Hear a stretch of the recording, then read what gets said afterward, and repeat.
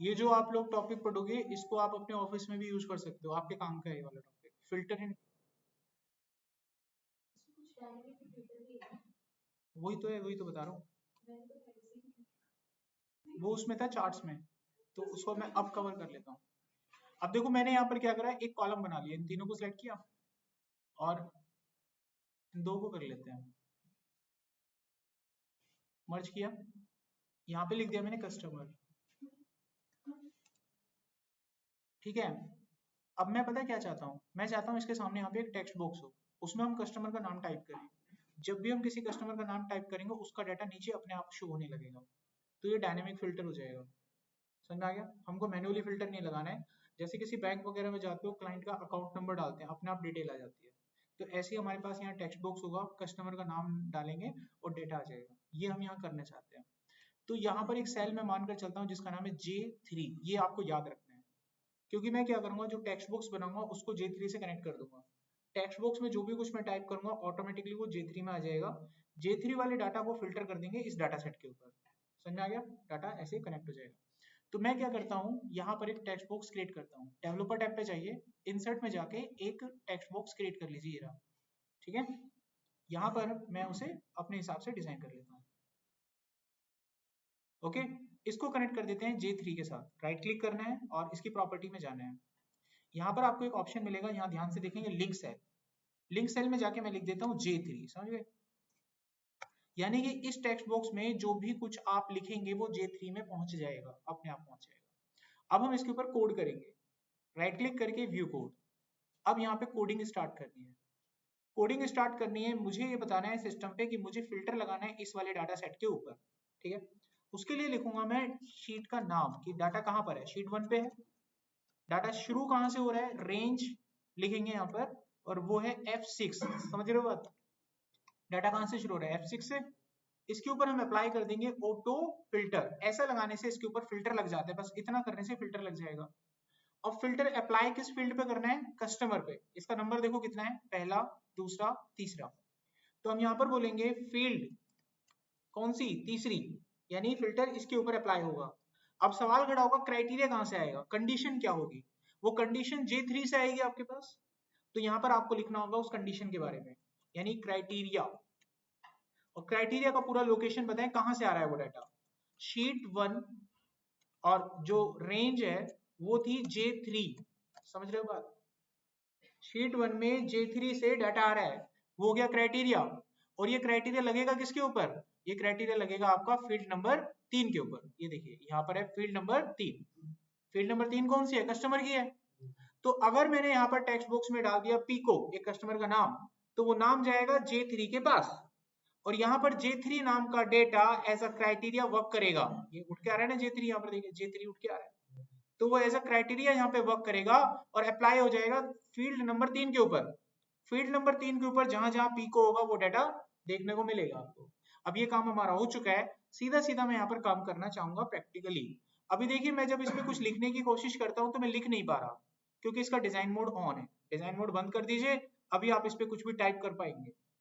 अब उसको टाइप करने से पहले इसको हम एक डिजाइन देंगे, पूरा डाटा मैंने सिलेक्ट किया, यहाँ पे जाके हम इसका बैकग्राउंड कलर करते हैं चेंज, और फॉन्ट का कलर करते हैं व्हाइट, तो मुझे कुछ इस तरह का पैटर्न दिखाई देगा, और यहां से इस डेटा को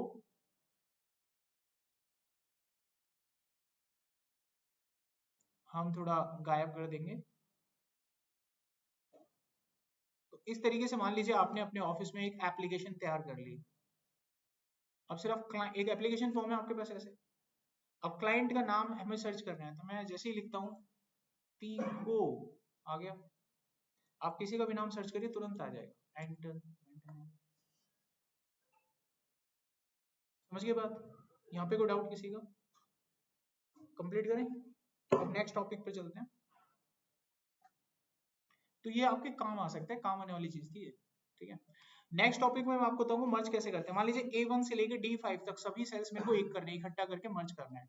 आप क्या करो, विजुअल बेसिक ऑन करो, अपना एक नया मॉड्यूल खोलो, यहाँ पे एक छोटा सा कोड लिखो,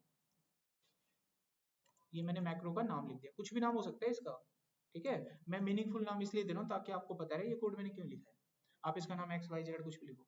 मेरे को यहाँ पर जो सेल मर्ज करने हैं उनकी रेंज दे दूंगा, उनकी रेंज बनेगी A1 से लेकर D5 तक, ठीक है। बस एक छोटा सा कोड लिखना है मर्ज, आपके सारे डाटा मर्ज कर देगा ये, एक एक लाइन के कोड होते हैं, ये देखो मर्ज हो गया। अगर आपको ये अनमर्ज करना है तो यहाँ पर आप लिखो A1 से लेकर D5 और यहाँ पे लिख दो अनमर्ज, आपका डाटा वापस अनमर्ज हो गया, समझिए। अब मैं आपको कॉलम की विड्थ पे काम करना सिखाता हूँ। मान लो यहाँ पे है आईडी, यहाँ पे है नेम, यहाँ पे है एज और यहाँ पे है सैलरी। आपको इनके कॉलम की विड्थ कम ज्यादा करनी है, एडजस्ट करनी है, कॉलम की विड्थ बढ़ानी है या कम करनी है, तो कोडिंग कैसे होती है उसकी। आपको रेंज पिक करनी है ए से लेकर डी तक और कॉलम्स पे काम करना है तो लिखो कॉलम्स, और कॉलम की विड्थ पे काम करना है तो लिखो कॉलम विड्थ। अगर मैंने यहाँ नंबर डाल दिया कि मुझे कॉलम की विड्थ 20 पॉइंट चाहिए तो इन कॉलम की विड्थ को 20 कर देगा। बाय डिफॉल्ट ये जो कॉलम का साइज आप देख रहे हो ये 8.43 होता है, 20 का मतलब तो 1.5 गुना हो गया, 2.5 गुना लगभग। अभी मैं रन करूंगा तो देखो बड़ा बड़ा हो गया, हो गया 2.5 गुना लगभग। तो आपके ऊपर कंट्रोल है, आप जितना चाहो उतना, मैंने 30 कर दिया तो और ज्यादा बड़ा हो जाएगा। आप चाहते हैं इसको ऑटो फिट करना, जितनी जरूरत है उतना हो जाए, तो आप यहाँ पे लिखेंगे कॉलम्स डॉट ऑटो फिट, जितनी जरूरत है उतने पे सेट हो जाएगा। ये भी समझ गए आप। अब हम बात करते हैं रो की हाइट पे, इनकी हाइट पे कैसे काम करना है। तो मान लीजिए जो पहली वाली रो है इसकी हाइट हम कम ज्यादा करना चाहते हैं, तो मैं यहाँ पर रेंज में लिखूंगा पहला वाला ब्लॉक, ऐसे ये पहली रो को इंडिकेट करता है। यहाँ पे आप लिखो रोज और फिर लिखो रो की हाइट। बाय डिफॉल्ट रो की हाइट 15 या 12 होती है, मैं 30 कर देता हूँ तो डबल हो जाएगी लगभग, ठीक है। अगर मुझे ये भी ऑटो फिट करनी है, एडजस्ट करनी है, तो यहाँ पर हमारा कोड चलेगा रोज डॉट ऑटो फिट, ये देखो। तो कॉलम हाइट वेट ऐसे आप कर सकते हैं, इसमें कोई डाउट है किसी का। अगला हमारे पास टॉपिक आता है जिसका नाम है फॉर्मेटिंग को क्लियर करना। मान लो आपके पास ये डाटा सेट है यहाँ पे और इसमें कुछ डेटा लिखा हुआ है 1 2 3 4 5 6, कुछ भी लिखा हो सकता है। अब आपको इसके ऊपर कुछ फॉर्मेटिंग अप्लाई करनी थी, आपने फॉर्मेटिंग लगा दी इस पे,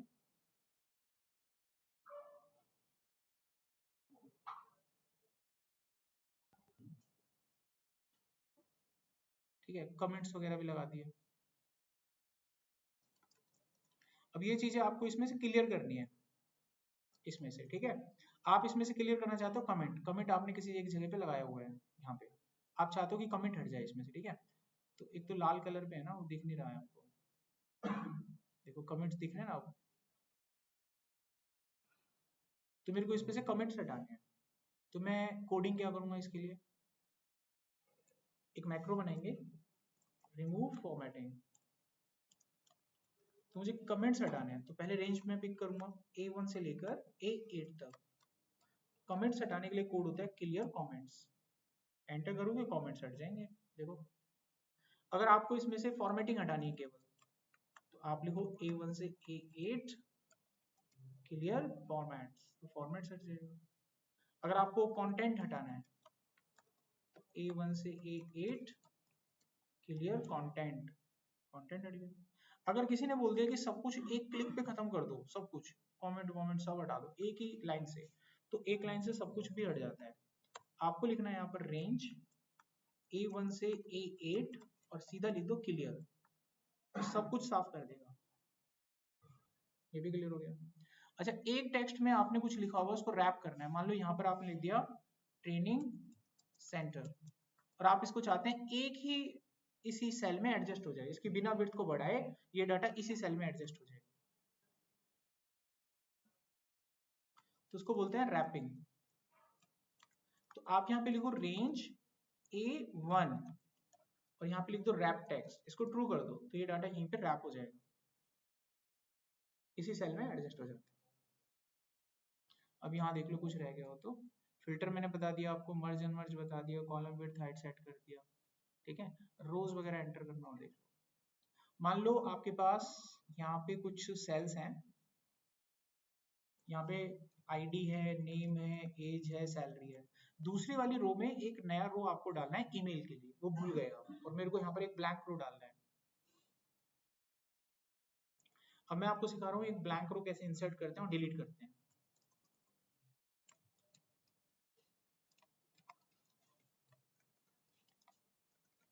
आप यहाँ पे लिखेंगे रेंज, कौन सा वाला रेंज हो गया, सेकंड वाला। इसमें हमें क्या करना है, एंटायर रो एकदम पूरा का पूरा इंसर्ट करना है। तो देखिएगा सेकंड वाली रो जहाँ नेम लिखा हुआ है वहां पर एकदम ब्लैंक रो आ जाएगा, एकदम आ गया। अगर रो आपको पूरा का पूरा हटाना है तो आपको सिंपल डिलीट लिखना होगा। अब अगर मैं इस कोड को चला दूं तो सेकंड वाली रो डिलीट हो जाएगी, ठीक है। अभी अगला देखिए,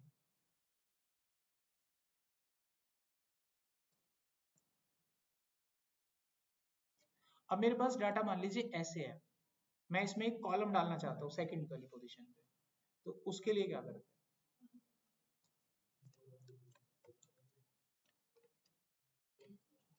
तो आप यहाँ पे लिखिएगा रेंज बी वाला पूरा, और उसके बाद लिखिएगा एंटायर कॉलम इंसर्ट, तो पूरा एक कॉलम आपको दे दिया जाएगा।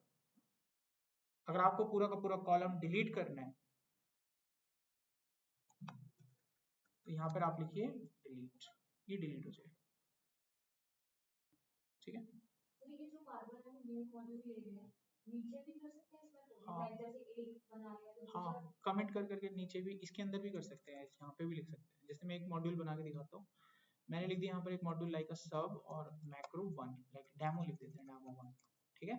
तो इट इज अलाउड, जैसे आप एंटर करते हैं बन गया, और यहाँ पर आप अपना मैसेज बॉक्स लिख के हाई हेलो लिख सकते हैं। तो जब मेरे को, अब देखो मेरे पास इस पेज में दो मॉड्यूल हैं, एक ये रहा, एक ये रहा। मेरे को जो भी रन करना है उस पर मेरे को पॉइंटर रखना है बस। अब मेरा पॉइंटर यहाँ पे है ना, मैं रन करूंगा तो हाई प्रिंट होगा, हो गया ना। अगर मैं अपना पॉइंटर यहाँ पे रख के रन करता हूँ तो नेम वाला कॉलम डिलीट कर देगा, तो कर सकते हो। तो भाई ये खत्म हो गया यहाँ तक, ठीक है। अब आते हैं फंक्शंस पे, अब हम फंक्शंस बनाना सीखते हैं। जब आप एक्सेल पे काम करते थे तो एक्सेल में आपने फंक्शंस यूज किए होंगे, V lookup, H lookup, max, मिन करें ना, वो सारे के सारे फंक्शंस इनबिल्ट होते हैं, एक्सेल में बने बनाए होते हैं, ठीक है। क्या कभी आपने एक्सेल में ऐसा फंक्शन यूज करा है, my area, my circle, your area, your dimensions, ऐसे फॉर्मूले तो हमने यूज नहीं करा आज तक। तो हम अपनी आवश्यकता के अनुसार, अपनी नीड के अनुसार अपने खुद के फॉर्मूले बना सकते हैं। एक्सेल में आप अपने नाम से फॉर्मूला बना सकते हो, अपने काम के लिए फॉर्मूला बना सकते हो, जो भी फॉर्मूला आप चाहते हो एक्सेल के अंदर बना सकते हो। फॉर्मूले में बस आपको अपना लॉजिक लिखना है, ठीक है। जो भी लॉजिक आप लगाओ काम हो जाएगा। तो चलिए कैसे बनते हैं फॉर्मूले सीखते हैं। फॉर्मूला सीखने के लिए ये सिंटेक्स आपको फॉलो करना है, फंक्शंस, फंक्शन का नाम, पैरामीटर पास करो, अपनी डेफिनेशन तो बंद करो। सिंपल शब्दों में अगर मैं बताऊं कैसे लिखते हैं, जैसे आप मैक्रो बनाते थे वैसे ही बनाइए, सब की जगह फंक्शन लिख दीजिए, हो जाएगा काम। सब की जगह क्या लिखना है, फंक्शन। मैक्रो और इसमें दो फर्क होते हैं। पहला फर्क, मैक्रो के जो पैरामीटर होते थे ना राउंड ब्रैकेट, वो खाली होती थी हमेशा, लेकिन इसके अंदर खाली होगी, ये कंपलसरी नहीं है, ऑप्शनल है। अगर आपको किसी डाटा के ऊपर काम करवाना है तो आप डाटा पास कर सकते हो, फिर फंक्शन उस डाटा के ऊपर काम करते हैं, ठीक है। अच्छा एक फर्क हो रहा है, मैक्रो कुछ रिटर्न नहीं करते थे, function always return answer. Function हमेशा आपको बदले में कुछ देते हैं। आप याद करो, आपने जब कभी मैक्स नाम का फंक्शन लिया होगा तो उसको डाटा दिया था निकाल के, वो बदले में आपको एक वैल्यू देता था ना रिटर्न करके। फंक्शन हमेशा कुछ रिटर्न करता है। अभी इसका एक प्रैक्टिकल करेंगे तो क्लियर हो जाएगा। देखो मान लो मेरे पास यहाँ पर दो डाटा हैं, 12 और 45। मैं आपसे कहता हूँ कि इन दोनों को जोड़ो, तो आप कहोगे सर कोई बात नहीं, जोड़ने के लिए तो सम होता है हमारे पास। मैं कहता हूँ ऐड से करके जोड़ो, ऐड होता है हमारे पास, ये जुड़ेगा ऐड से, लगता है आपको? ये दो डाटा मैंने पास कर दिए, जुड़ेगा? लेकिन हमें तो जोड़ना है, हमें टास्क दिया है कि फंक्शन बनाओ ऐड करने के नाम से, दो नंबर जुड़ने चाहिए, ऐड के नाम से फंक्शन। तो हम अपना खुद का फंक्शन डेवलप कर सकते हैं, कैसे करेंगे? डेवलपर टैब पे जाओ, विजुअल बेसिक खोलो, फंक्शन स्टार्ट करो। फंक्शन भी मॉड्यूल में ही बनते हैं, बनाना स्टार्ट करते हैं। लिखा फंक्शन, फंक्शन का नाम। अब इसके अंदर में पैरामीटर, कितनी वैल्यू पास करनी है उतने ही पैरामीटर डाल दो। कितनी वैल्यू पास करनी है? दो, दोनों ही वैल्यू इंटीजर टाइप की है, तो दो वैल्यू पास कर दो इंटीजर टाइप की। पहली वैल्यू हमने पास कर दी x, मान रखिए x, किस टाइप की है? इंटीजर टाइप की। दूसरी वैल्यू पास कर दी y, इंटीजर टाइप की। ये तो कर ही सकते हैं। अच्छा दोनों डाटा हमारे इसमें पास हो गए। अब इन दोनों के ऊपर आप कुछ तो कैलकुलेशन करोगे, और कैलकुलेशन करने के बाद जो भी आउटपुट आएगा उसको कहीं तो स्टोर करोगे। जहां पर भी आप स्टोर करोगे उसके लिए एक वेरिएबल बना लो। कैलकुलेशन जहां स्टोर करोगे उसके लिए एक वेरिएबल बना लो। तो मैंने एक वेरिएबल बना लिया आउटपुट नाम से, जिसमें आउटपुट आएगा। इसका टाइप आपको वेरिएंट रखना है। वेरिएंट एक ऐसा टाइप होता है जिसमें किसी भी तरह की वैल्यू चली जाती है, चाहे वो इंटीजर हो, चाहे वो स्ट्रिंग हो, कुछ भी हो। आपने डाटा दे दिया, पता नहीं कैसा आंसर रिटर्न होने वाला है, किस तरह का आंसर हमको मिलेगा, कैसा आउटपुट हो सकता है, तो हमने वेरिएंट रख लिया, इसमें हर तरह का डाटा चल जाता है। अब हम अपने आउटपुट के अंदर अपने आउटपुट को स्टोर करेंगे। क्या रहेगा आउटपुट? x प्लस वाई तो करना है, दो नंबर दिए तो जोड़ने तो थे, दोनों नंबर जुड़ गए। अब आपका जो आंसर है वो किसके पास है? आउटपुट के पास है। अब ये वैल्यू फंक्शन को दे दो, आपके फंक्शन का नाम ऐड है, ये आप आउटपुट ऐड को दे दो, तो आउटपुट का जो आंसर है किसके पास चला गया? ऐड के पास चला गया। अब हम इसको प्रैक्टिकली एग्जीक्यूट करके समझेंगे कॉन्सेप्ट को। देखिए मैं यहाँ पर इसे कॉल करता हूँ, तो देखना ऐड आने लगेगा, आने लगा, अब फंक्शन क्रिएट हो गया, आएगा। अब मैंने इसको ये दो वैल्यू भी दे दी। अब आप सोचना ये दो वैल्यू कैसे वर्क कर रही हैं, चलिए समझते हैं। हो क्या रहा है इस केस में, आ गया ना आंसर। अब ये कैसे आया आंसर उसको समझो। A1 का मान 12 है, 12 यानी 12, यहाँ चला गया 12, और यहाँ पर जो वैल्यू है वो है 45, तो यहाँ चला गया 45, तो यहाँ पर तो 12 आया और यहाँ पर 45 आ गया, करेक्ट। उसके बाद इन दोनों आंसर को जोड़ दिया गया, आंसर बना 57 और वो चला गया आउटपुट के पास, करेक्ट। इसके पास कितना आ गया? 57। अब इसके पास जो भी आंसर था वो आंसर इसने दे दिया हैंड ओवर करके आपके फंक्शन को। अब इस फंक्शन को आपने कहीं पर भी कॉल किया होगा, वो क्या प्रिंट करेगा? आउटपुट ही तो प्रिंट करेगा। अब इसको आपने यहाँ कॉल किया तो क्या प्रिंट कर रहा है? ये 57 ही तो प्रिंट कर रहा है आपके लिए, इसीलिए प्रिंट हो रहा है। अभी जब भी आप इसे कॉल करेंगे आपको उत्तर 57 दे देता है वो। अब मैं अपने इस फंक्शन को जब मन करे जब यूज कर सकता हूँ। देखो आज से हमारे पास ये फंक्शन आ गया है, अब हम दो नंबर कभी भी ऐड कर सकते हैं, बन गया फंक्शन। कोई डाउट इसमें? अब सवाल खड़ा होता है ऐसे फंक्शन क्या ही करें जो पहले से बने हुए हैं, कुछ नया बनाते हैं जो नहीं है। ठीक है, ये तो बना ही हुआ है सम नाम का, तो इसको बना के हमें क्या ही मिलेगा, कुछ नया बनाते हैं। अब मेरे को ये पहले तो तुम एक्सेल में सॉल्व करो तब बनाएंगे। मैंने यहाँ पे एक नंबर लिख लिया, मेरे को चेक करके बताओ ये नंबर इवन है कि ऑड है। आप लोगों का टेस्ट होना है ना एक्सेल में, तुम इस सवाल को कर दो, टेस्ट में पास हो। इस नंबर को चेक करके बताओ ये इवन है कि ऑड है। अगर आपने एक्सेल में इसको कर दिया तो तुम पास हो बेटा। चलो बताओ। मैं इतनी बड़ी स्टेटमेंट क्यों कह रहा हूँ? पढ़ाया तो मैंने है बच्चों, तुमको मैं बच्चे जानता हूँ नीचे से ऊपर तक। तुम इसको कर दो बस, करना। इवन ऑड का लॉजिक तो पता है, डिवाइड करो, रिमाइंडर देखो, अगर वो जीरो आ रहा है तो इवन है, नहीं तो ऑड है, निकालना।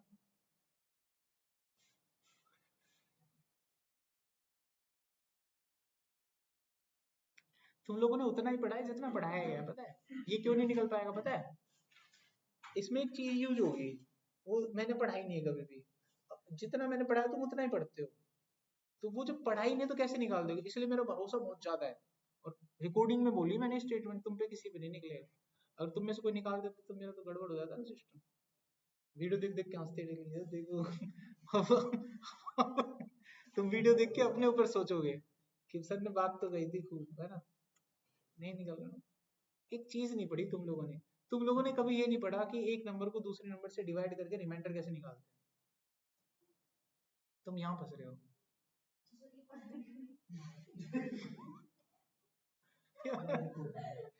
सुनो, अब निकल गया सवाल में क्या करूं। एक्सेल में टोटल नंबर ऑफ फॉर्मूलेज 500 होते हैं। कितने होते हैं?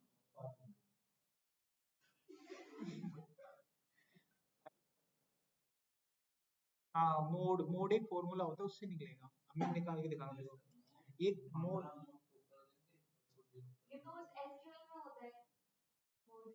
एसक्यूएल में मोड होता है।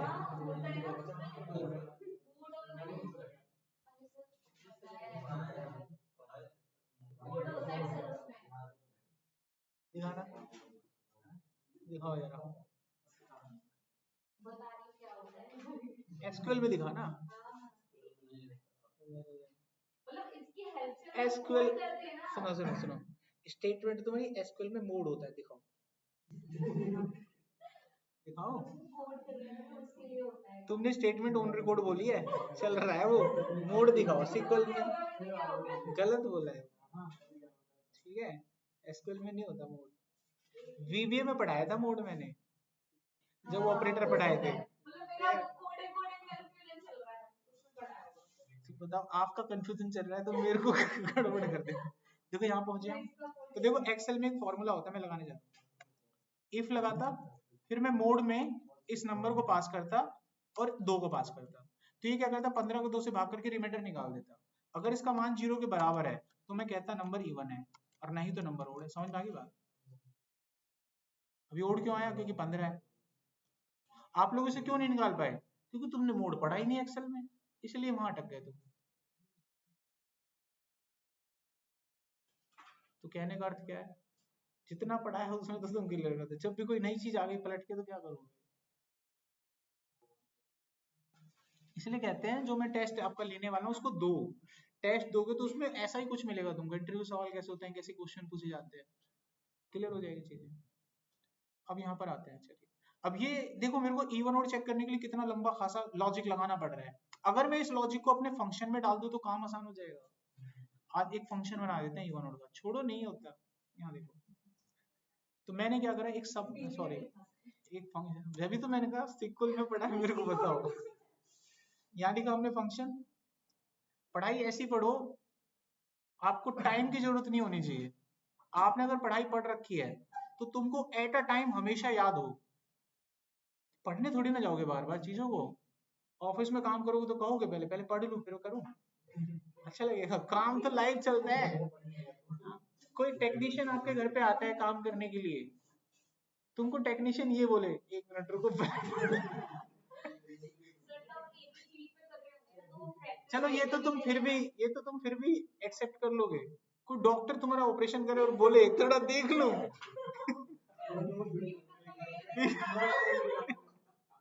कैसी फीलिंग आएगी। हेलो हेलो, यहाँ तक समझ में आ गया। एक फंक्शन बनाया इवोनोड के नाम से, एक नंबर पास कर दिया है एज ए इंटीजर।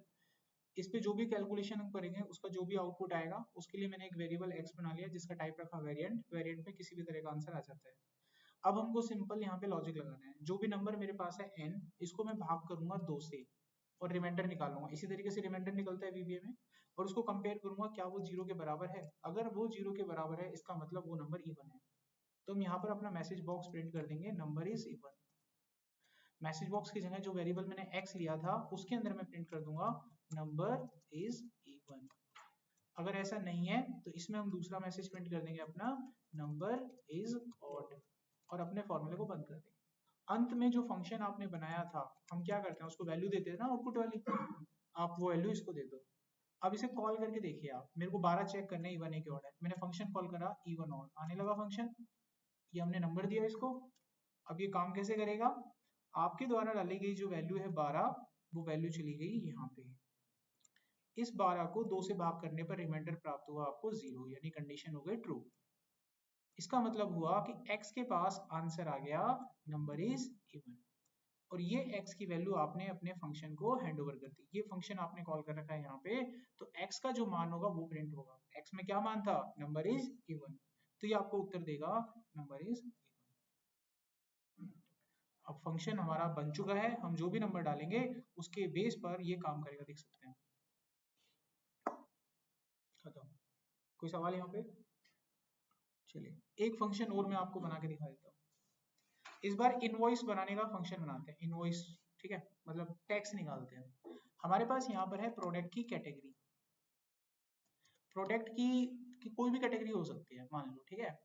अब प्रोडक्ट की कुछ कैटेगरीज है, जैसे अगर आपने कोई प्रोडक्ट डाल दिया यहाँ पे मोबाइल, ठीक है, तो उस पर टैक्स लगेगा जीएसटी 18%। लेकिन अगर आपने यहाँ पर कैटेगरी डाल दी कुछ और, समथिंग लाइक मेडिसिन, तो उस पर टैक्स लगेगा 0, जैसे इंश्योरेंस वगैरह 0 हो गया जीएसटी। अगर इलेक्ट्रॉनिक का कोई प्रोडक्ट डाला तो 18%, और मेडिसिन का कोई प्रोडक्ट डाला तो 0%। दो ही तरह के प्रोडक्ट हमारे पास है। तो मैं यहाँ पर क्या करता हूँ, डेटा में जाके एक वैलिडेशन लगा लेता हूँ ताकि उन दोनों के अलावा कुछ और एंटर ना हो। तो वैलिडेशन फिट कर लेते हैं। यहाँ पे ले लेता हूँ लिस्ट, और लिस्ट में 2 डाटा डाल देता हूँ। एक मैंने ले लिया यहाँ पर इलेक्ट्रॉनिक,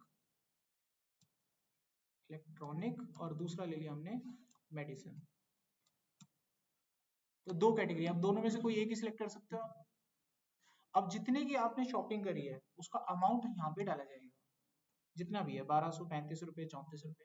अब आपको जीएसटी कैलकुलेट करना है। अगर आपको इसका फंक्शन नहीं पता, यानी कि आपने इसका कोई फंक्शन नहीं बनाया, तो आपको हमेशा लॉजिक लगाना पड़ेगा एक्सेल में। इफ एल्स लगा लगा के तो करना होगा कि कैटेगरी इसके बराबर है तो इतना टैक्स, फलाना है तो इतना, इतना बार बार लॉजिक लगाएगा। हम क्या करते हैं, फंक्शन बना लेते हैं इसका। तो फंक्शन बनाते कब है, ये चीजें आपके एग्जाम्पल से समझ में आ रही है। जब भी आपको कोई लॉजिक एक्सेल में बार बार लगाना पड़े तो अपने टाइम को बचाने के लिए उस लॉजिक को एक फंक्शन में लिख दो, उस फंक्शन को कभी भी कॉल कर लो, आपका समय, टाइम, एफर्ट सब बच जाएगा। समझ गए? तो वहां काम आता है। हमने बनाया एक फंक्शन, फंक्शन का नाम दे दिया जीएसटी, इसको दो पैरामीटर में पास करे, एक को मैंने नाम दिया कैटेगरी, कैट मतलब कैटेगरी, और दूसरा पैरामीटर पास कर दिया अमाउंट। अब आंसर कैलकुलेट करेंगे, एक वेरिएबल ले लिया एक्स एज एन वेरिएंट, इसमें आउटपुट आने वाला है। अब हम अपना लॉजिक लगाएंगे, जो भी कैटेगरी हमने पास करी है मैच करेंगे, क्या वो मोबाइल है? अगर ऐसा है तो जो मेरे पास एक्स है उसमें हम अमाउंट का 18% कैलकुलेट करेंगे, अमाउंट का 18%। अगर ऐसा नहीं है, अगर ऐसा नहीं है तो एल्स पार्ट में जाके फिर से चेक करेंगे इफ कैटेगरी, क्या पता कैटेगरी मेडिसिन हो, पढ़ा है हमने इफ एल्स में ऐसे। अगर ऐसा है तो हम अमाउंट का 0% कैलकुलेट करेंगे, अमाउंट का 0%। क्या ये समझ में आ रहा है लॉजिक क्या बोला मैंने?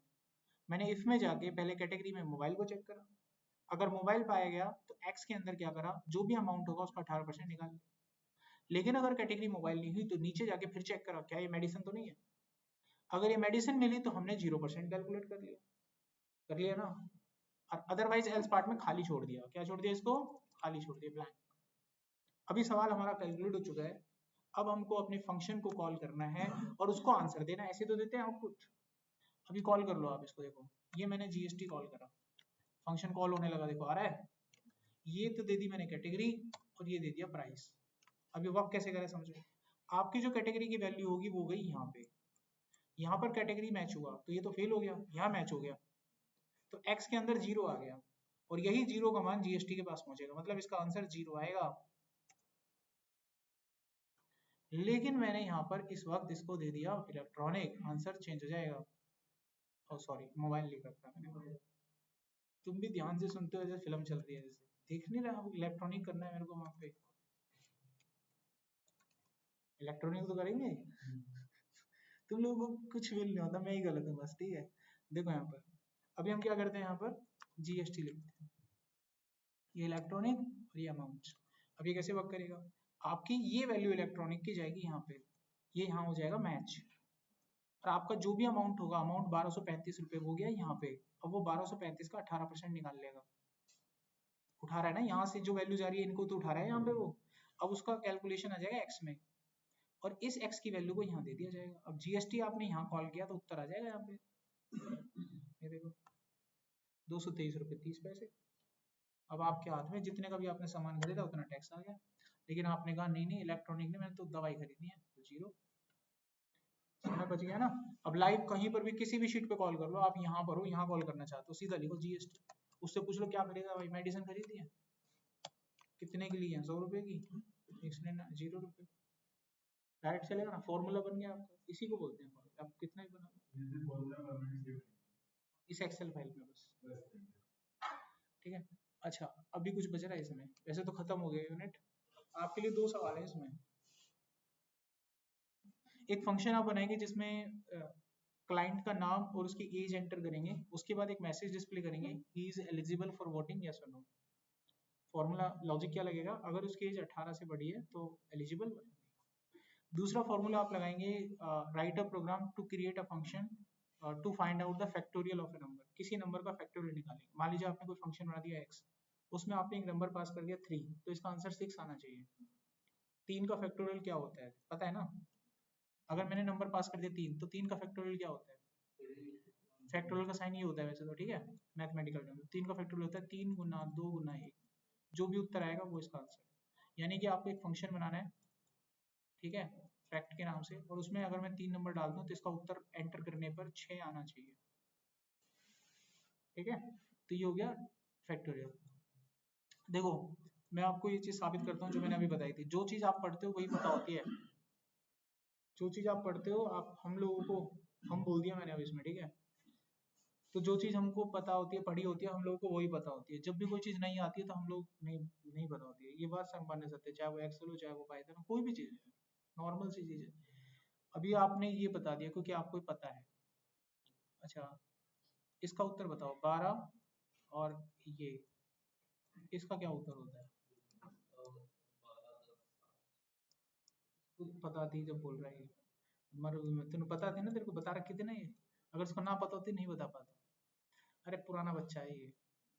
12 10 8 6 4 और 2। हाँ, डबल फैक्टोरियल है ना। डबल फैक्टोरियल का मतलब दो दो का जंप लेके फैक्टोरियल बनता है ऐसे। अगर यहाँ पर किसी इक्वेशन में किसी पेपर में ऐसे एग्जाम आ जाए ट्रिपल फैक्टोरियल, 4 ऑप्शन हो ढूंढो, तो तुक्का मतलब बस यही तो बुद्धि चाहिए। 12, अरे 3 कम करना 9 आएगा ना, 6 3, तो ये बना इसका उत्तर। इसको गुना करो, जो भी बनेगा वो फैक्टोरियल होता है। सिंगल फैक्टोरियल में एक एक का जंप होता है, डबल में दो दो का होता है, ट्रिपल में इतने इतने का होता है। ठीक है, चलो ये पता चल गया आपको। ऐसे एक टेक्निकल टर्म होती है, ध्यान से देखिए साइलेंट बच्चों। एक टेक्निकल टर्म में ऐसे होती है, मैंने लिख दिया 2.5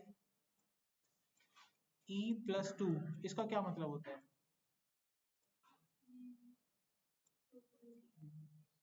2.5 है, 8 नहीं, 2.5 e प्लस 2।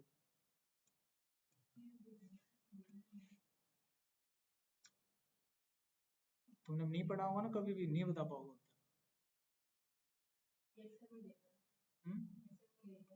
एक्सेल में देखा है? इसका मतलब लिख दो तुम, क्या मतलब है? अगर पता हो तो पता है, देखा है मैं मानता हूँ तुमने देखा हो, लेकिन क्या मतलब है इसका? तो यहाँ पर देखो एक बात, जो मेरे कहने का मतलब, मेरे कहने का मतलब ये नहीं कि मैं तुमसे सवाल कर रहा हूँ जिनका उत्तर तुम नहीं दे पाओगे। मेरे मोरल वर्ल्ड स्टोरी जो निष्कर्ष है, कंक्लूजन है, मैं ये कहना चाहता हूँ आप लोगों से, जिंदगी में कोई भी ऐसी चीज आएगी जो तुमने पहली बार देखी, उसका उत्तर नहीं होता है, चाहे भले तुम उस खेल के एक्सपर्ट हो। इंटरव्यू में सवाल हमेशा वो आएगा जो तुमने कभी नहीं देखा होगा, इसलिए फेल होते हैं। चाहे तुम एक्सेल पढ़ लो 2 साल तक, चाहे तुम पढ़ लो पाइथन 3 साल तक। अब इसका सॉल्यूशन तो लो, सॉल्यूशन दे तो रहा हूँ आपको, आपको सॉल्यूशन दे तो रहे हैं। आप जहां पर 1 घंटा पढ़ते हो, तो 1 घंटे में आपने 10 क्वेश्चन तैयार करे बस। आप वहां पर अपनी टाइमिंग को 1 घंटे की जगह 2 घंटे कर दो, 2 घंटे में 20 क्वेश्चन तैयार करो। जहां आपके चांसेस उन क्वेश्चंस के इंटरव्यू में आने के 5% थे, बढ़ के अब कितने हो गए? 10% हो गए। सवाल तो वही रहेंगे, आज तुमने अपनी नॉलेज और बढ़ा ली थोड़ी सी। तो कहने का अर्थ है, जो जितनी ज्यादा प्रैक्टिस करेगा, प्रैक्टिस करते हुए नहीं था, मैंने आपको सवाल दिए, मैंने 4 क्वेश्चन दिए, आप 4 ही क्वेश्चन को दोबारा कर रहे हो। मैंने कहा कल और प्रैक्टिस करके आया, 4 क्वेश्चन फिर मार लिए तुमने। मैंने कहा संडे को पेपर लूंगा, 4 दिन है। वही 4 क्वेश्चन मंडे ट्यूसडे फ्राइडे सब मार लिए, तो तुम्हारी प्रैक्टिस कहाँ हुई? तुम्हें वो 4 ही आते हैं। प्रैक्टिस का अर्थ होता है 4 तुमने आज पढ़े, 4 कुछ नए पढ़ो, परसों 4 पढ़ो, तरसों 4 पढ़ो। 7 दिन में आते आते तुम लोगों ने 30 क्वेश्चन तैयार कर लिए। अब उस बच्चे के चांसेस बहुत ज्यादा हैं पास होने के, ना कि उस बच्चे के जो 7 दिन से 4 क्वेश्चन कर रहा है। यही होता है तुम लोग के साथ, जब आप लोग एक्सेल का बैच लेते हो तो एक्सेल का बैच रिवाइज करते हो, तुम कुछ नया थोड़ी ना करते हो। क्या मिला कुछ सीखने को नया? वही तो चीज है सेम। आप लोग अगर रिवाइज करना ही चाहते हो तो इस वक्त तुम्हारा मुद्दा क्या होना चाहिए? तुम लोगों ने, मैंने एक्सेल पढ़ाया तो तुम लोगों ने एक्सेल के कुछ नए सवाल पे प्रैक्टिस किया होगा, वहां फंसे होंगे। इस बार तुम्हारे पास मौका है, तुम बैच लेकर ट्यूटर की हेल्प ले रहे हो। अब फंसोगे तो ट्यूटर से सवाल करोगे। ट्यूटर समझते हो? ट्रेनर। लेकिन वही तुम्हारा रिपीट होता है, जैसे तुम पहले पढ़ रहे थे वैसे ही सेम पढ़ते हो, उसको रिवीजन नहीं बोलते हैं। सोच के देखो, दिमाग लगाओ, जो तुमने पढ़ा सेम सबकी वीडियो है कि नहीं है? सब कुछ है, डाटा तक है तुम्हारे पास। तुम जब दोबारा आओगे तो मैं विष्णु पुराण दोबारा वही पढ़ाऊंगा, कुछ नया बताऊंगा? मैं यही तो बताऊंगा, भगवान जी विष्णु आए, जन्म हुआ, वही कहानी तो चलेगी। अलग क्या है? अलग है तुम्हारे पास मौका। अगर तुम दोबारा बैच ले रहे हो तो इस बार तुम मौके के साथ ले रहे हो, तुम एक मौका लेकर आए हो, ढूंढने आए हो, अपॉर्चुनिटी में आए हो। तुमने पहली क्लास तुमको पता ही है, अगले दिन सर ये पढ़ाने वाले हैं, पता है मुझे, पता चल गई, तुम्हें मालूम है ना आइडिया कि अगले सर ये टॉपिक पढ़ाएंगे, क्लियर है आपको? तो उस टॉपिक में अपने प्रैक्टिस करके आओ, मतलब उस टॉपिक में कुछ क्वेश्चन ढूंढो नेट से। चैट जीपीटी को जाके बोलोगे ना सेल रेफरेंस के ऊपर 10-12 क्वेश्चन दे दो, बना देगा। उसको बोल दो वाली, दे देगा क्वेश्चन। और जब क्वेश्चन आएंगे, पहले करो शाम को बैठ के 1 घंटा, और नहीं होंगे आप कोई दिक्कत नहीं, कल तो बैच है, कल पूछूंगा। तब एक देखो, एक बच्चा निखर के कैसे बाहर निकलता है। तुम वही रहते हो, एक बार पढ़ लो जब ठीक है अरुण वर्मा, बदलना है ना तो ऐसे बदला जाता है। किस दिन करके देखो, तुम बदल जाओ 6 महीने। तुम पाइथन का बैच लेते हो, चाहे एक्सेल का लेते हो, चाहे सिक्वल का लेते हो। देखो मैं खुद अपने बैच की कह रहा हूँ, तुम पूछो ना सवाल, मैं मना कर रहा हूँ क्या? आड़े तुम प्रैक्टिस तो करो उस चीज की। तुम पे डाटा नहीं है प्रैक्टिस करने के लिए, सर से मांग लो। अगर होगा तो दे देंगे, नहीं होगा तो जबरदस्ती थोड़ी ना तुम कल पे तलवार लेके खड़े हो जाओगे। मांग कर देखो, जिस पे होगा वो दे देगा। सर मेरे को प्रैक्टिस क्वेश्चन। सर मैं करूंगा तैयारी, टेंशन नहीं, मैं ढूंढूंगा उनका। तुम पे कोई आंसर ढूंढो, ना मिले डाल दो गूगल पे, ये पेपर है, वो अपलोड भी हो जाती है फाइल, तो फाइल अपलोड कर दो और उसमें लिख दो ये क्वेश्चन है, सॉल्व कर दो। एआई तो बोलते हैं इसको। एक्सेल के अंदर को पायलट होता है, यहाँ तुम्हें को पायलट आता नहीं है तो तुम चैट जीपीटी कर लो, कौन मना कर रहा है? वो भी तो एआई है। सॉल्यूशन आएगा। अब सॉल्यूशन पढ़ने के लिए तो मेहनत करो। तुम लोग यहाँ मेरे से पूछ रहे हो तो मैं भी तो सॉल्यूशन दे रहा हूँ, तुमको तुम्हें क्या लगता है कुछ नया कर रहे हो? वहां तुम सेल्फ डिपेंडेंट हो जाओगे, यहाँ पर दूसरों पर डिपेंडेंट हो। और जब उसका भी समझ में ना आए तब नॉक नॉक कर दो, teacher please explain, I don't understand, ये मेरे को समझ नहीं आ रहा। समझ रहे हो? तुम करके देखिए, मैं विश्वास दिलाता हूँ। जो यहाँ के जो बच्चे होते हैं ना, 100 बच्चे अगर यहाँ के इंटरव्यू में जा रहे हैं तो आप टॉप 10 में मिलोगे, अपने आप को टॉप 10 में पाओगे, टॉप 10 में। और आपके चांसेस बहुत ज्यादा होंगे आगे जाने के। वरना ऐसे ही कहते रहोगे सर कितने का जॉब लग जाता है। एक्सपेक्टेशन हमारी बहुत ज्यादा होती है लेकिन हमको आता नहीं है कुछ भी। आप मैं बता रहा हूँ, ये आज आपका सवाल था, कल को किसी और का होगा, सबका होगा। मतलब इशारा देना अच्छा होता है। मैं देखो यहाँ पर एज ए टीचर की भूमिका हूँ, तो मेरा यही ड्यूटी बनती है कि आप लोगों को गाइड कर दूं, आप गलत मिसगाइड ना हो जाएं, आप गाइड हो जाएं। आपको देखो जिस लाइन में आप हो, हम वहीं से कभी आए होंगे, तो मैं उस चीज का एहसास है जो आप यहाँ से नहीं देख पा रहे। आप यहाँ से आगे 2 साल की जिंदगी जो देख नहीं सकते, हम देख पा रहे हैं। वो समय हम देख पा रहे हैं कि आपके साथ आज से 2 साल के बाद क्या हो सकता है, कहाँ। आपको ना ये बातें 2 या 1.5 साल के बाद याद आएंगे, हाँ अब पढ़ेंगे चलो। वो तरीका आपको पहले ही बता रहे हैं, यही होता है। हमारे साथ नहीं हुआ होगा क्या? लोगों के साथ नहीं हुआ होगा। आप किसी बड़े बंदे से मिलते हो जो ज्यादा टाइम उसमें बिताता है, तो वो अपना तजर्बा ही तो शेयर करता है। वही शेयर कर रहा हूँ तुम्हारे साथ, जो तुम्हारी जिंदगी के 6 महीने या 1 साल खराब ना हो। तुम आओगे तो सही इस लाइन पे, लेकिन वक्त देकर आओगे। अभी तुम्हें लगता है सीधा सीधा ही रास्ता होता है, ऐसा नहीं होता कभी। याद रखना, जिस दिन तुम खेल रहे थे या जिस दिन तुम मूवी देखने गए थे, उस दिन कोई ना कोई तो पढ़ रहा होगा। जिस दिन तुम्हारा और उसका आमना सामना होगा वो जीत जाएगा। गहरी बात है, दिमाग में जिसके आएगी वो समझ जाएगा। मेरे कहने का अर्थ है, आप जहाँ दिन में 4 घंटे पढ़ रहे थे, बाकी के घंटे आप कुछ और काम कर रहे थे। एक ऐसा व्यक्ति जो 4 घंटे की जगह 12 घंटे पढ़ रहा था, जिस दिन तुमसे मिलेगा, और इंटरव्यू में जो मुलाकात होती है ऐसी ही होती है। और इंटरव्यूअर एक पर डिपेंड नहीं करता, बहुत सारे बच्चों का होता है। कोई ना कोई तो होगा जो तुमसे बेटर होगा, और तुमसे बेटर वही होगा जो तुमसे ज्यादा मेहनत कर रहा होगा। वो निकल जाएगा, चाहे ब्रेन कितना ही अच्छा हो। मैं आपको एक स्टेटमेंट बार बार बोल रहा हूँ, उसको याद रखिए। अगर सवाल नया आया, कितना ही खतरनाक आदमी क्यों ना हो, सवाल नहीं निकलता। अच्छा ब्रेन बस यही होता है कि आपने जितनी मेहनत करी है, सही समय आने पर आप उसे बता सकते हो। आपके ब्रेन के पास वो पावर है। अगर तुमने पढ़ा ही नहीं है, अच्छा ब्रेन क्या कर लेगा? तुमने वो सवाल ही नहीं देखा कभी, जवाब नहीं निकलेगा। कई बार क्या होता है कि हम 10 10 20 20 सवाल पढ़ते हैं, ब्रेन वहां चेक किया जाता है। आपने 50 सवाल करे, लेकिन एक दिमाग ऐसा है जिसको 5 ही याद रह पाए, तो याद ही नहीं रहे, याद ही नहीं कर पाता है, लॉजिक ही नहीं लगा पाता है। उसको बताने के बाद फिर भूल गया। एक अच्छा ब्रेन वो जिसको 50 बताए थे, 50 में से 40 याद है, 45 याद है। वो होता है पावर। ऐसा थोड़ी ना तुमने पढ़ा ही नहीं तुम बता रहे हो। अरे तुम्हारे अंदर कोई गूगल फिट है, ऐसे कैसे हो जाएगा? पॉसिबल ही नहीं है। तुम ऐसी कोई चीज पूछ लो जो जिंदगी में मैंने कभी ना करी हो, मैं भी कह दूंगा नहीं आता। तुम वहां जाके कहो यार 10 साल का एक्सपीरियंस है, काय का एक्सपीरियंस है, कहोगे कि नहीं कहोगे? लेकिन अभी तुम पूछ के देखो, मैं बता दूं कारण, तुम क्या ही पूछोगे? कितना पूछ लोगे तुम? तुमसे तो ज्यादा ही पढ़ा होगा, इसलिए विश्वास रहता है। जो ज्यादा पढ़ेगा वो आगे जाएगा। ज्यादा पढ़ने का मतलब प्रैक्टिस होती है, प्रैक्टिस का मतलब होता है ज्यादा से ज्यादा सवाल। प्रैक्टिस का मतलब वही नहीं होता सेम सवाल को बार बार घुमाना। प्रैक्टिस का मतलब है ज्यादा से ज्यादा सवाल। अगर आप बीबीए में लूपिंग का टॉपिक पढ़ रहे हो, तो लूपिंग में मैंने 5 सवाल कराए, आप 5 घर जाके करो। आज मैंने फंक्शन सिखाया तुमको, मैंने 4 सवाल कराए, 2 तुमको दिए, 6 हो गए। घर जाके अगले दिन, अब कितना टाइम है तुम्हारे पास, छुट्टी मारोगे कल तो आप लोग, घर से देखोगे तो 5 सवाल और करो, फालतू में और करो। अगर वीबी में मेहनत करनी है तो वीबी में नहीं करनी, एक्सेल में करनी है। एक्सेल में तुमको शॉर्टिंग सिखाया, एक डाटा के ऊपर सिखाया, और देखो डाटा उठाओ नेट से डाल दो ना, शॉर्टिंग करनी है डाटा दे दो। तुम मेरे पास भी आओ, मैं कौन सा करूंगा, मैंने बड़ी खान बना रखी है, निकाल के दे दूंगा तुम्हें। वो जो मेहनत मैं कर रहा हूँ आप कर लो, है ना। बैंक में जाते हो आप, पैसा डालने के लिए जाते हो, क्यों डालते हो, पैसा बढ़े, है ना। बैंक वाला आपसे पैसा लेके पैसा कैसे बढ़ाता है, वो भी तो कहीं लगाता होगा, तुम वही सीख लो कहाँ लगाता है।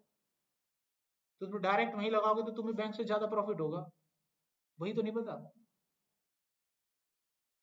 अब सुनो ये क्या होता है, 2.e+2, इसका मतलब होता है 2.5, ये तो ठीक है, याद रखना है इसको, ठीक है। तो देखो इसका उत्तर क्यों नहीं पता था, क्योंकि पता ही नहीं था तुमको। अब मैं बताऊंगा तो याद रखना, अब जो हेल्दी ब्रेन होंगे वो तो याद रखेंगे, और जो नॉर्मल से होंगे वो कल परसों तक भूल जाएगा। और कुछ तो ऐसे होंगे जिनको समझ ही नहीं आएगा, उनको दिक्कत होती है, समझे, ऐसे चेक होते हैं पावर ब्रेन। अब देखो इसका e+2 का मतलब होता है 10⁻²। तो ये क्या बन गया बेटा, 2.5 गुना 100, और ये कितना बन गया 250। तो ये मैंने 250 लिखा था। अभी समझ आ गया, अब पूछूं, अब समझ में आ गया ब्रेन पावर किसका सही है। सेम चीज ही पूछूंगा ना, अब तो तुमने पढ़ रखी है, अब तो बता दोगे। चलो अब मैंने तुमसे सवाल करा 0.3, क्या हो गया क्या दिक्कत है, सही से बता दोगे, तुम इससे घबरा क्यों रहे हो। एक साथ मत बोलना, मैं जिस बच्चे से पूछूंगा वो बताएगा, ठीक है, अपने मन में रखना है सवाल, ठीक है। +1 होता है, उसका मतलब होता है, पहले समझ लो, e+3 इसका मतलब होगा 10⁻3, और e-3 इसका मतलब होगा 10⁻−3। अब इसका और इसका मतलब पता है तुमको, 10⁻3 का मतलब कितना होता है 1000, और 10⁻−3 का मतलब 0.001। शाबाश, ये बच्चा तुमको फेल कर अब ये 0.001 कैसे आया, कैसे आया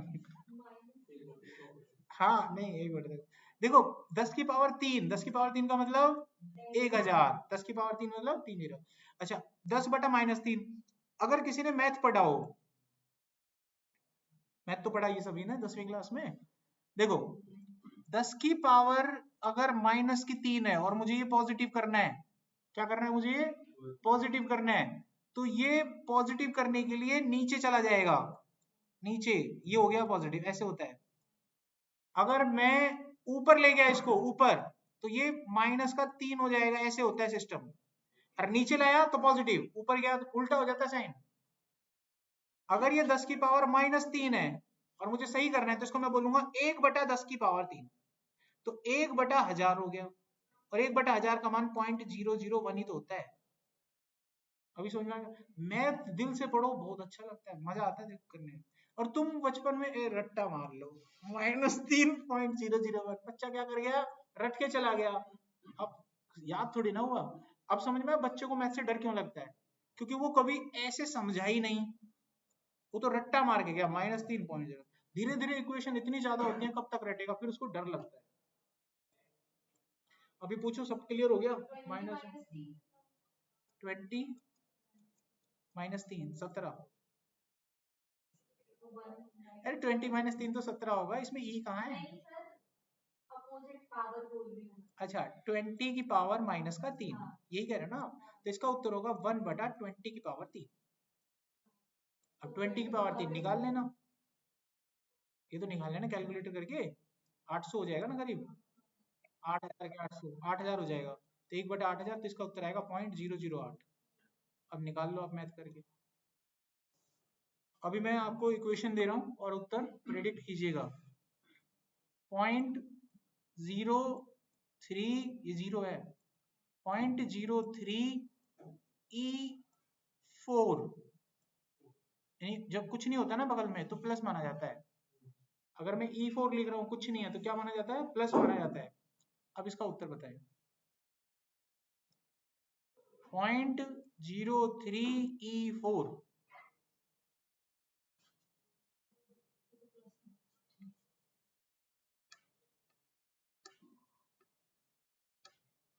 तो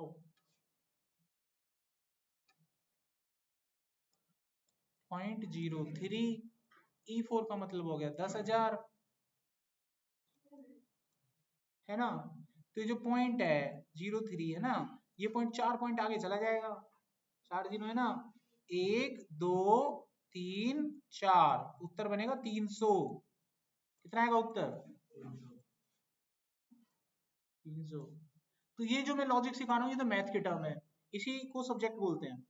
अब लॉजिक मैथ में दिमाग में नहीं आ रहे तो मैथ में कमजोर हो, फिर दूसरी टेक्निक आती है, चलो साइंस में सिखाते हैं। अब साइंस के लॉजिक समझ में आ रहे हैं, मतलब साइंस में ऐसे बच्चों को पता लगता है मेरी फील्ड कौन सी है। और जब स्कूल में जाते हो तो स्कूल में जब ये चीजें पढ़ाई जाती हैं तो इन चीजों के बारे में तुमको नॉलेज होती है। जो चीजें पढ़ाते हैं उन्हीं का, जो चीजें नहीं पढ़ाई उनके बारे में कभी नहीं पता लगेगा। अब ऐसे ही जब आप यहाँ ट्रेनिंग ले रहे हो तो जो आपको पढ़ा रहे हैं उनके बारे में पता चल रहा है, और उनके बारे में अच्छी नॉलेज चाहिए तो प्रैक्टिस किया करो, सवाल करा करो। कभी भी आपको ऐसा फिर फीलिंग नहीं आएगा कि आप कोई बैच नहीं, पता है यहाँ पे मैंने बहुत जो बच्चे रिवाइज भी करते हैं उनसे वही चीज हम पूछते हैं वो भी नहीं पता होती है। बच्चा आता है नया नया, हम उसकी अच्छे से वेलकम भी करते हैं, मैं कहता ये सीनियर है आपका, कोई दिक्कत होगी इस बच्चे से पूछ लेना। कभी कभी ऐसी सिचुएशन हो जाती है, बैच चल रहा होता है, बच्चे सवाल नहीं बता पाते, सवाल में अटक जाते हैं, तो मेरी नजर उस पर चली जाती है, मैंने ये बताएगा, खड़ा हो जाता है क्लास, बेइज्जती हो जाती है पूरी। होती कि नहीं होती। अब जैसे अरुण वर्मा क्लास ले रहा है, ये सारे उत्तर बता देता ऑलमोस्ट, मेरे को ही कहना पड़ता अभी मत बता। ठीक जा रहा है ना, मतलब सिस्टम पे ठीक जा रहा है, कम से कम पढ़ा हुआ इसको याद रहता है। ऐसे कम से कम पढ़ाई हुई चीज तो आप लोग याद रखो, बहुत बढ़िया रहता है, सिस्टम भी उतना ही बढ़िया, उतना पढ़ा है उतना तो याद रखो। चलो ये खत्म हुई क्लास आप लोगों की।